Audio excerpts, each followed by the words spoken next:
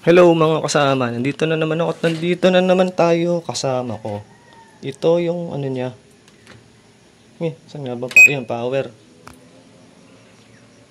Problema kasi to. Oh, F2, ayun oh. Nag-F2 siya. Yung post ng iba nandito. Baka crowded dyan. Hindi connected dito. Pero itong F2 na to, dito to. Ayun, walang ilaw oh. May sunog pati. Teka, hugutin ko na. May shorted dito eh. Kasi walang supply. Ayun. May sunog nga. Kaya F2. F2 dito lagi yan. Dapat may supply galing dun. Minsan sira dun. Walang supply sa mainboard. Hindi umabot 220 dito. Dito naman umabot naman siguro. Ayun. Sunog. Resistor. Yan mga kasama. Ito. Ayan no, sunog yung tinanggal ko yung varistor niya kasi magso-short yan pag shorted varistor. Magso-short lang din uli yun. Tapos yung resistor kanina wala nang value yun. Saan na ba yun? Wala. Ayun. Ito resistor niya, wala na yung value, sunog na. Hindi ko nga alam kung anong value niyan eh. Ayan guys oh. Sira yung relay niya.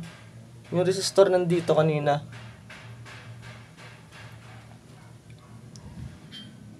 Nasaan na ba? Dito nakakonek yung resistor. Diyan at dito.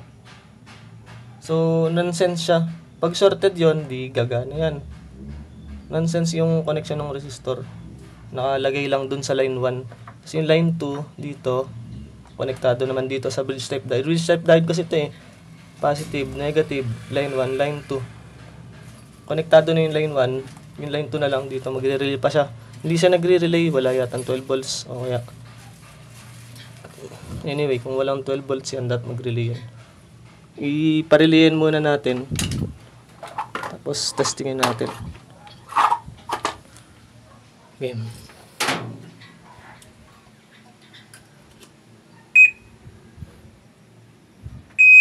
Ayan, may ilaw na oh. Kita nyo. May ilaw na yung inverter. Tapos umikot na rin. Nagtitimbang na rin. Ayan, nagtitimbang yun. Humingi na ng tubig. Kaya na F2 eh. Kasi walang supply nga ito. Minsan, walang supply, wala naman shorted. Walang binigay dito kasi relay ito. Magre-relay yan papunta doon para magka-supply. Minsan ganun. Minsan naman dito, sira dito yung supply. Yan guys, okay na. Nag-spin na kami. 7 minutes from 9 minutes. So, yun yung mga sira niya. Ayun, no. Resistor. At varistor. Kaya yung unit, okay na. Yan yung sakit ng mga sharp na may F2. Pero hindi lagi. Kasi yung napapanood ko din yung kanila, yung sa likod nililinis. Yung mga sakit doon. Pag di nakuha sa linis, di ganyan ang problema. Minsan naman dito problema. Ayaw mag-relay pa pagpunta doon sa inverter. O kaya sira yung inverter, sira power ng inverter, kagaya niyan, sira power ng inverter. So yun lang guys, salamat. Okay na.